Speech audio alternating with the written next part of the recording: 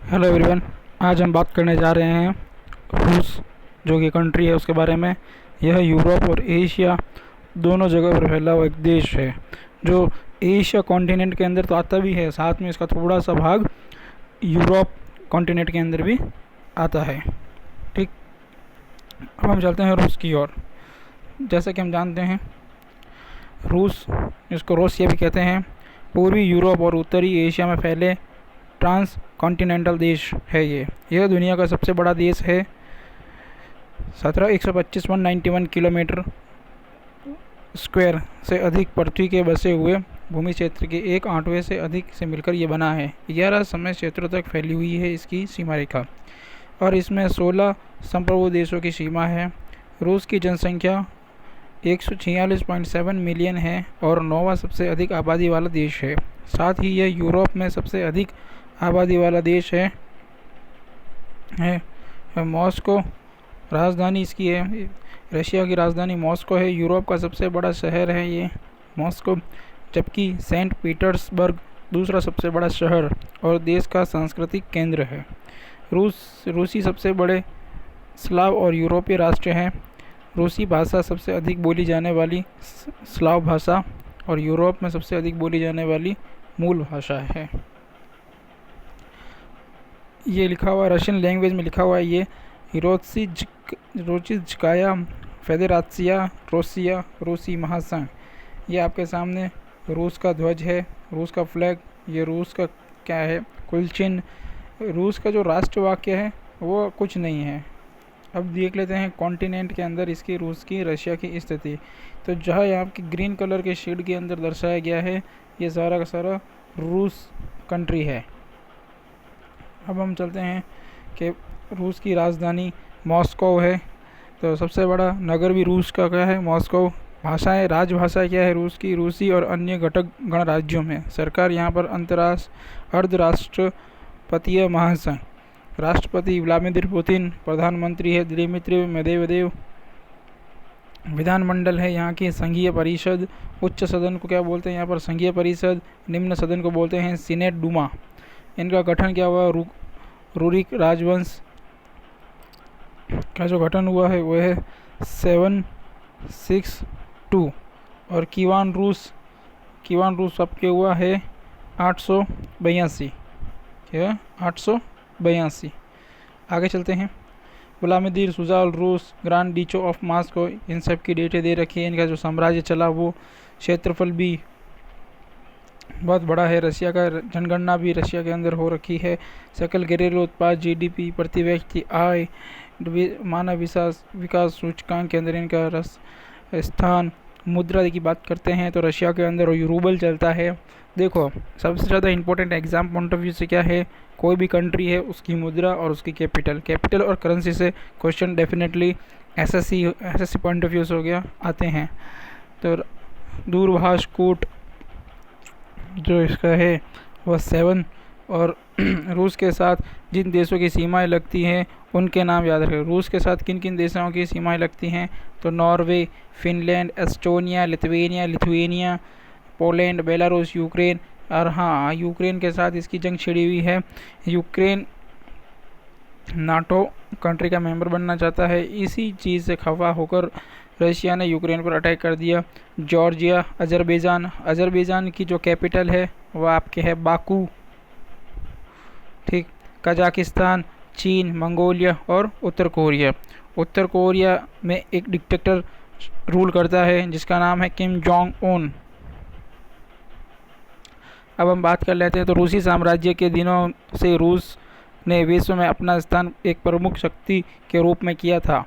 प्रथम विश्व युद्ध के बाद सोवियत संघ विश्व का सबसे बड़ा साम्यवादी देश बना। यहाँ के लेखकों ने साम्यवादी विचारधारा को विश्व भर में फैलाया। द्वितीय विश्व युद्ध के बाद सोवियत संघ एक प्रमुख सामरिक और राजनीतिक शक्ति बनकर उभरा। संयुक्त राज्य अमेरिका यूएसए के साथ इसकी वर्षों तक प्रतिस्पर्धा चली अभी भी चली रही है, जिसमें सामरिक, आर्थिक, राजनीतिक और तकनीकी क्षेत्रों में एक दूसरे से आगे निकलने की होड़ थी। तो हम देखते हैं कि 1980 के दशक में यह आर्थिक रूप से क्षीण होता चला गया। जो यूएसएसआर है वो टूटता चला गया और आपके ये टूटते टूटते 1981 में इसका विघटन हो गया, जिसके फलस्वरूप रूस सोवियत संघ का सबसे बड़ा राज्य बना। क्योंकि सोवियत संघ पहले रशिया नहीं था, पहले क्या था आपके यूएसएसआर। जब यूएसएसआर टूटा तो उसके यूएसएसआर के टूटने से ही सोवियत संघ का सबसे बड़ा राज्य कौन बना था? रशिया। सोवियत संघ का सबसे बड़ा राज्य बना था रशिया। वर्तमान में रूस अपने सोवियत संघ काल के महाशक्ति पद को पुनः प्राप्त करने का प्रयास कर रहा है। इसी कारण उसने यूक्रेन पर वॉर की है और भी वो अपने आसपास के पड़ोसी कंट्रियों को धमकी दे रहा है। यद्यपि रूस अभी भी एक प्रमुख देश है, लेकिन यह सोवियत काल के पद से भी बहुत दूर है। अब रशिया के इतिहास की बात करते हैं तो आधुनिक रूसी लोगों का स्लाव मूल के इतिहास से जोड़ा जाता है, जो उत्तर और पश्चिम की तरफ से आए थे।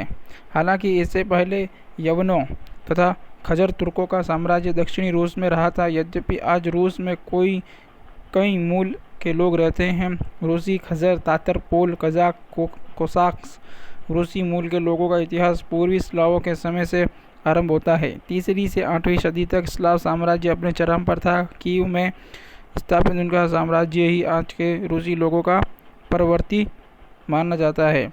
कीवी रूसों ने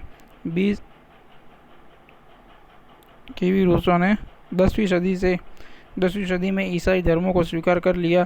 13वीं सदी में मंगोलों के आक्रमण के कारण कीवी रूसों का साम्राज्य छिन्न भिन्न हो गया। पर 13वीं सदी के बाद जैसे जैसे मंगोलों की शक्ति पश्चिम में क्षीण होती गई, रूस भी स्वतंत्र होता गया। इस समय तक रूस सिर्फ यूरोप तक सीमित था, यानी यूराल पर्वत के पश्चिम तक। सन 1680 में दमित्री ने मॉस्को में रूसी साम्राज्य की स्थापना की, जो आधुनिक रूस की आधारशिला कहा जा सकता है। फिर ज़ारों का शासन आया। इस काल में यूरोप और पूर्व की तरफ से रूसी साम्राज्य शक्तिशाली हुआ। सन 1771 में रूस फिर से एक साम्राज्य के रूप में स्थापित हुआ, जो धीरे धीरे औपनिवेशिक रूप लेता गया। हालांकि पश्चिमी यूरोप में वैज्ञानिक खोजें हुई थी, पर पीटर महान और अन्य शासकों के प्रयासों से रूस का विस्तार पूर्व में हुआ। ये आप रशिया का मैप दे सकते हो। 11वीं सदी में ये कीवी रूस साम्राज्य, है, ये यहाँ पे कीवी रूस साम्राज्य है। सही से नहीं दे रखा है ये थोड़ा।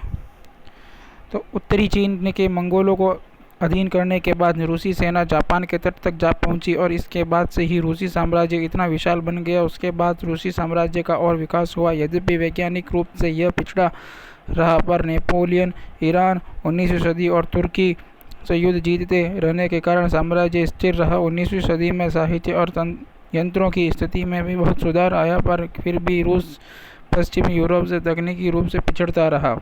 सन 1905 में अपने नवजागरण के बाद महत्वाकांक्षी बने जापान ने रूस को एक लड़ाई में हरा दिया। इससे रूस की जनता के मन में शासक यानी जार के प्रति क्षोभ उत्पन्न हो गया। सन 1917 में यहाँ बोल्शेविक क्रांति हुई, जिसके कारण साम्यवादी शासन स्थापित हुआ। द्वितीय विश्व युद्ध के समय तक रूसी साम्राज्य मध्य एशिया में फैल चुका था। युद्ध में जर्मनी को हराने के बाद रूसी शक्ति और अंतर्राष्ट्रीय राजनीति के रूप में तेजी से हावी हो गया। साम्यवादी नीति कृषि और अंतरिक्ष तथा यंत्रों के क्षेत्र में हुए अभूतपूर्व प्रगति के कारण रूस दुनिया के तकनीकी और आर्थिक मंडल पर एक बड़ी शक्ति बनकर आया। अमेरिकी एक दूसरी प्रतिस्पर्धा शक्ति थी, जिससे इनमें तकनीकी और शस्त्रों की होड़ चली। कई वर्षों के निशस्त्र शीत युद्ध के बाद में सोवियत संघ का विघटन हो गया और इस रूस इसका उत्तराधिकारी देश बन गया। इसके बाद से यहाँ एक जन क्रांति सरकार का शासन है और यह आर्थिक और राजनीतिक रूप से थोड़ा कम महत्वपूर्ण बन गया। अब हम बात करते हैं कि विभाग के इतने बड़े देश होने के कारण रूस के विभागों में के कई भी प्रकार हैं। रूस के में गणराज्य, स्वायत्त प्रदेश, केंद्र नगर और स्वायत्त जिले जैसे घटक विभाग हैं। अगर इन्हें संयुक्त रूप से प्रदेश कहें तो रूस के 83 प्रदेश हैं, 46 प्रांत, 21 गणराज्य, आंशिक रूप से स्वायत्त, 9 स्वायत्त रियासत, 4 स्वायत्त जिले, 1 स्वायत्त प्रांत और 2 केंद्र शासित नगर, मॉस्को और सेंट पीटर्सबर्ग।